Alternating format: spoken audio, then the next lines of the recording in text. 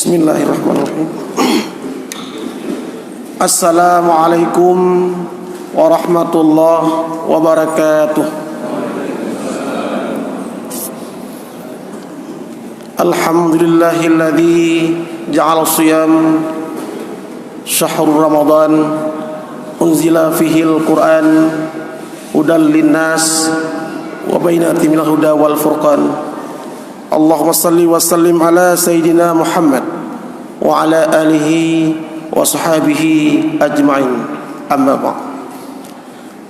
Pertama-tama senantiasa kita selalu mari kita panjatkan puji syukur kepada Allah Subhanahu wa taala. Tuhan yang telah melimpahkan rahmat dan karunia-Nya sehingga kita pada pagi yang sangat mulia ini masih diberi kesempatan dan kekuatan serta kesehatan untuk kita laksanakan salat subuh berjamaah di masjid yang sangat mulia ini. Salawat serta salam juga sama-sama kita sanjungkan ke pangkuan besar Muhammad sallallahu alaihi wasallam, kepada keluarga dan sahabat beliau sekalian. Kaum muslimin yang dirahmati Allah, kita pada hari ini telah sampailah pada penghujung bulan suci Ramadan 1441 Hijriah, yaitu pada hari yang ke-29. Insyaallah tidak berapa lama lagi kita akan meninggalkan bulan suci Ramadan tahun ini, kita masuk kepada bulan Syawal. Dan kita harapkan kepada Allah Subhanahu wa taala, pertama sekali kita diterima segala ibadat kita, amal ibadah kita pada bulan Ramadan ini. Kemudian kita harapkan juga Allah dengan rahmat dan sayangnya dapat mengampunkan segala dosa-dosa kita, baik dosa yang besar maupun dosa yang kecil. Kemudian kaum muslimin, inti daripada ibadat semuanya tidak mesti hanya Ramadan atau puasa. Apapun ibadat yang kita lakukan, hanya satu tujuan kita, mendapat nilai takwa di sisi Allah Subhanahu wa taala. Karena nilai takwa merupakan sebuah nilai yang tertinggi dalam pandangan Allah untuk manusia. Oleh karenanya Allah mengatakan dalam akhir ayat tentang puasa, la'allakum tattaqun, semoga mudah-mudahan kita ini mendapat predikat takwa atau manusia yang muttaqin. Oleh karenanya lah kita sambil duduk dan itikaf di masjid ini, tetap kita berdoa kepada Allah. Kita merupakan salah satu manusia yang mendapat takwa di sisi Allah Subhanahu wa taala. Amin ya rabbal alamin. Kaum muslimin yang berbahagia, inti ibadat ataupun amaliyah kepada Allah cuma dua, lain tidak ada. Pertama, ubudiyah kepada Allah, yaitu langsung kepada Allah Subhanahu wa taala, yang kita praktekkan atau kita buktikan pertama dengan beriman kepada Allah. Semuanya kalau kita tidak beriman kepada Allah, tidak ada arti apapun. Oleh karenanya Allah selalu bermula dalam Al-Quran, untuk beribadat kepada Allah harus dengan iman. Amanu. Setelah beriman kepada Allah, maka baru lanjutkan dengan berbuat baik kepada makhluk-makhluk lain. Seperti digambar dalam pertama ayat Al-Baqarah, surah Al-Baqarah, yaitu allazina yu'minuna bil ghaibi wa yuqimuna shalah wa mimma razaqnahum yunfiqun. Pertama sekali orang yang muttaqin itu beriman kepada yang gaib. Pertama sekali, yang mana yang gaib? Yang tidak dapat dilihat oleh mata, tidak dapat didengar oleh telinga, tidak dapat dirasa oleh rasa kita, tapi ada dalam hati dan dada kita. Ini namanya gaib. Pertama, tentang Allah Subhanahu wa taala. Tidak boleh kita ragu-ragu dan tak percaya kepada Allah. Ini inti pertama sekali. 13 tahun Rasulullah berada di kota Makkah cuma membangun kokohnya tauhid kepada Allah dan kokohnya iman kepada Allah. 13 tahun inti perjuangan Rasulullah di kota Makkah. Sehingga kita tidak hanya sekedar percaya. Wa yuqimunas shalah. Kita juga harus mendirikan sembahyang. Wa yuqimunas shalah ini mewakili seluruh ibadah. Pertama sembahyang salat, yang kedua zakat, yang ketiga haji. Kenapa demikian? Kalau hanya sekedar iman kepada Allah, bukan kita pertama sekali yang iman, semua itu iblis. Iblis percaya ke Allah. Karena duluan ada iblis dengan manusia. Duluan iblis Allah ciptakan dengan manusia, dan iblis percaya kepada Allah. Tapi dia kufur, ingkar, sehingga hilang percaya kepada Allah karena dia tak lagi melanjutkan dengan melaksanakan perintah Allah, malahan dia terbaliknya, yaitu kufur, ingkar kepada Allah Subhanahu wa taala. Maka Allah selalu menyambung iman kepada Allah dan juga harus berbuat baik kepada makhluk lain. Maka terbukti iblis dikeluarkan dari surga. Iblis dicoret sebagai hambanya yang paling mulia dulu, dicoret oleh Allah, dipecat bahasanya. Iblis dipecat oleh Allah sebagai hamba yang soleh, sebagai hamba yang sangat ibadah pada Allah. Karena apa? Karena dia ingkar kepada Allah. Kalau percaya, dia sangat percaya. Lebih duluan dari iblis percaya ke Allah daripada manusia. Maka wa yuqimunas shalah, setelah kita percaya kepada Allah, harus kita buktikan dengan ibadah. Sembahyang harus dan wajib, puasa seperti pada bulan ini, berzakat bagi yang mampu, naik haji bagi yang mampu. Tanpa itu belumlah kita menjadi komplek atau kafah sebagai muttaqin. Kemudian Allah sambung lagi, wa mimma razaqnahum yunfiqun, dan mereka akan menafkahkan sebagian hartanya kepada jalan Allah Subhanahu wa taala. Ini yang sangat berat kaum muslimin. Kalau hanya percaya, banyak orang ibadat kuat. Kalau hanya sekedar ibadat, banyak orang yang salat jamaah. Tapi di saat Allah mengharapkan lebih daripada itu banyak orang ataupun mungkin beberapa orang yang terpilih untuk menafkahkan hartanya, baik lahir ataupun batin, dari jalan Allah Subhanahu wa taala. Oleh karenanya puasa ini mengharap kita dua. Pertama, kita terus meningkatkan iman, takwa kepada Allah, dan satu lagi kita beramal dengan amal yang soleh, plus kita selalu berbaik-baik kepada manusia. Kalau dengan Allah kita sukses, dengan Allah kita berhasil, di saat hubungan dengan manusia kita gagal, sama sekali tidak ada arti sama sekali, tidak ada nilai di hadapan Allah Subhanahu wa taala. Oleh karenanya puasa ini membentuk jiwa dua tersebut, karakter manusia.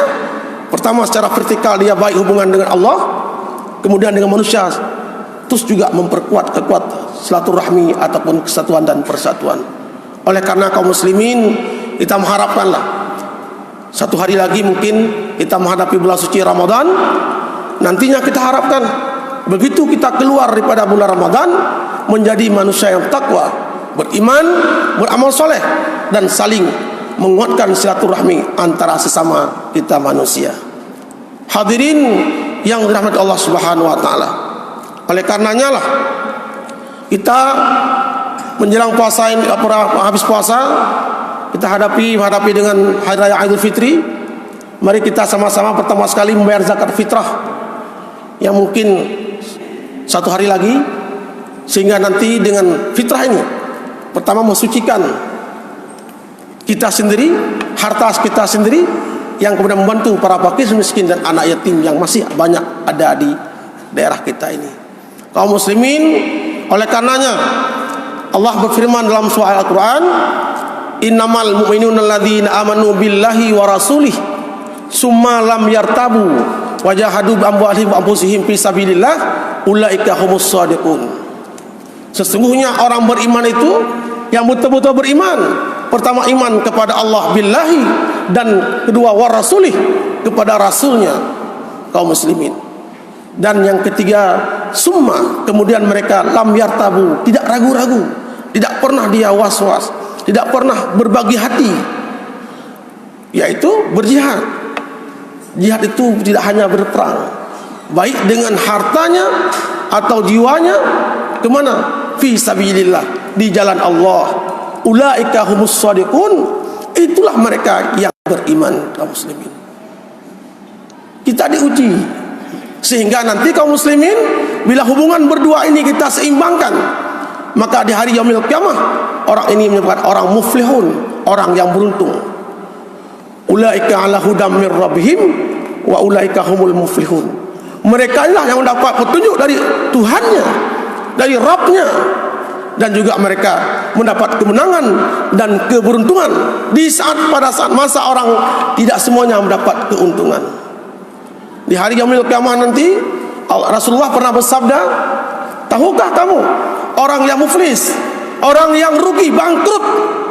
Orang yang bangkrut, kata sahabat, orang bangkrut adalah orang hana punya peng dan rugo dalam dagang. Kata Rasulullah, bukan. Orang bangkrut di sana hari yaumil qiyamah nanti datang dengan berpuluh-puluh ton pahalanya, baik sedekahnya, salatnya, hajinya, puasa dan sebagainya macam. Tapi mereka membawa juga kesalahan dengan manusia lain melebihi daripada pahala yang dimilikinya. Sehingga nanti di hari yaumil qiyamah tidak ada lagi jual beli pakai uang. Kalau istilah dagang sekarang barter trade, tukar menukar amal. Jadi ini barter trade-nya kan bahasa Inggris, dagang dengan dagang. Di hari yaumil qiyamah tidak lagi pakai uang, pakai dengan amal dan dosa. Barter trade, tukar. Bangga dia dengan pahalanya. Kenapa orang kiamat dia saling pegah-pegah, saling tanya-menanya. Dan Pak kampung, Pak asabakan, puji orang neraka, puji orang surga, dia saling pegahan. Ya, saling tanya kita, saling membanggakan diri. Maka orang yang banyak pahala bangga besok, dan dia percaya diri di hari yaumil qiyamah. Orang yang merunduk, yang kalah, yang tunduk, yang lemah, orang-orang yang tidak mampu membawa pahala yang besar, bahkan mereka sebaliknya membawa dosa kepada Allah yang cukup besar. Maka waktu itu ditampaklah sama kawan-kawannya bangun yang kalau dos pahala lun penuh bak gudang seolah-olah. Tetapi rupanya dia menyimpan kesalahan dengan manusia, bukan dengan Allah, dengan manusia. Di saat dia mau ke surga, dia tegur, ya Allah, si A ini masih urusan dengan saya, ya Allah. Kenapa? Pernah dia aniaya saya dulu, semasa dia punya kekuasaan dulu, semasa dia punya kewenangan dulu, pernah dia zalimi saya, ya Allah. Saya minta keadilan pada hari ini. Maka Allah mengambil sesuai dengan pahalanya, dosanya bisa berikan kepada orang tersebut. Bukan hanya itu aja, ada juga orang lain yang sama-sama datang juga, maka diberikan lagi pahalanya, dan berakhirnya habis semua amal ibadahnya, nggak ada lagi, ya Allah. Harus tukar dengan dosa mereka. Jatah yang kamu neraka tukar, diperhitungkan dengan sedetil-detilnya. Pahala dipretelin, dosa kita ambil punya orang. Lagi urun dagang, barang abeh utang mentan dia. Oleh karenanya itulah orang bangkrut di hari yaumil qiyamah, di saat mereka membawa pahala yang cukup besar di hadapan Allah, dan juga mereka membawa kesalahan dengan manusia yang ada di dunia pada saat ini. Kaum muslimin, bahwasanya nanti dihisab yaumil qiyamah itu sangat detail. Kata dalam sejarah, dalam kitab, bahwa kapan kita balik. Misalnya kita balik di umur 16 tahun misalnya, pada hari Rabu tanggal sekian jam sekian balik. Di situ pertama dihitung dosa dan pahala kita. Mungkin waktu pertama balik kita pernah dosa, salah dengan satu orang, si A misalnya. Lupa kita minta maaf, lupa kita minta mohon maaf, dihapuskan dosa kita. Kita bawa sampai mati. Di hari yaumil qiyamah nanti pertama disidang dosa dengan si A dulu. Kita cari si A. Rupanya si A kalah juga tuh di si A pun urusan dengan si B. Ya tidak dia. Step by step diselesaikan. Tidak mungkin pas. Lagi tanya ikut testing pas, tidak boleh. Selesaikan. Si A setelah si B setelah si C. Disitulah lama kaum muslimin. Karena si C urusan dengan si D. Di sini kau tolong saya, tidak saling cari mencari pada kata itu untuk menyelesaikan masalah kita dengan manusia. Oleh karenanya mungkin kesempatan kukenya menghadapi kita Syawal, lusa mungkin kita masuk hari raya. Mari kita selesaikan juga hubungan kita, memperbaiki dengan manusia yang masih hidup ataupun baik dekat atau jauh. Karena kenapa demikian? Karena tidak ada gunanya kita iman, takwa, ibadat banyak kepada Allah kalau kita masih terbelenggu, tertinggal hutang kita dengan manusia lain.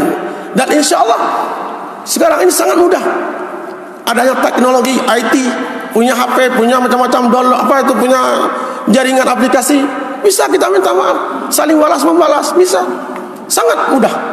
3 tik lagi 3 benar bisa jadi. Yang penting niat dan ikhlas kita. Kalau kata Imam Ghazali, manusia ini mati tidak hidup kecuali manusia yang punya ilmu. Ilmu ini akan tertidur manusia yang punya ilmu, kecuali manusia yang mengamalkan ilmunya. Manusia yang mengamalkan ilmu pun tertipu dia, kecuali manusia yang ikhlas, yang betul-betul rela dalam hatinya, tidak pamrih pada Allah Subhanahu wa taala. Kita pamrih cuma satu, surga kita harapkan, ridha Allah. Itu yang kita pamrihkan, bukan pada dunia, bukan kepada manusia. Yang kita harapkan semua kaum muslimin diberikan kekuatan kepada kita, umur panjang kepada kita, kesehatan yang besar kepada kita, sehingga kita mampu menjalani sisa-sisa hidup ini kaum muslimin. Semoga dengan berkat Ramadan, illa man taba wa amana wa amila amalan salihan faulaika ibadillahu sayyatihim hasanatin wa kana Allahu ghafurur rahim. Kecuali orang yang tobat, orang tobat dan orang beriman kepada Allah, kemudian orang beramal soleh, mereka itulah yang mendapat kebaikan digantikan dengan kejahatan. Mereka yang demikian, kejahatan yang sudah ada diganti oleh Allah dengan hasanatin, dengan kebaikan. Kaum muslimin terhapuskan semua. Inilah yang tujuan kita bersama-sama. Umur kita mungkin kita nggak tahu kapan kita meninggal, tapi insya Allah umur kita mungkin tidak tambah seperti Nabi Nuh 30 tahun, Nabi-Nabi lain 50 tahun. Payah now menyenau dep hanya kebuk lain ko yang umur 200 tahun dep sapu analehi. Oleh karenanya walaupun umur kita hanya sekian terbatas dengan umat Nabi lain, tapi keberkatan ini yang kita harapkan. Kita munajat kepada Allah siang dan malam. Ya Allah, ampunkanlah segala dosa-dosa saya, segala kesalahan saya, segala kekeliruan yang saya laksanakan. Ya Allah, berikan kekuatan kesehatan kepada saya untuk dapat menjumpai famili saya, ataupun andai tolan untuk dapat saling memaaf. Untuk kembali kepada Allah, dengan Allah selesai, dengan manusia pun kita insya Allah akan selesai. Amin ya rabbal alamin ya mujibas sailin. Demikian saya sampaikan. Mohon maaf bila ada kesalahan dan kekeliruan. Billahi taufiq wal hidayah. Wassalamualaikum warahmatullahi wabarakatuh.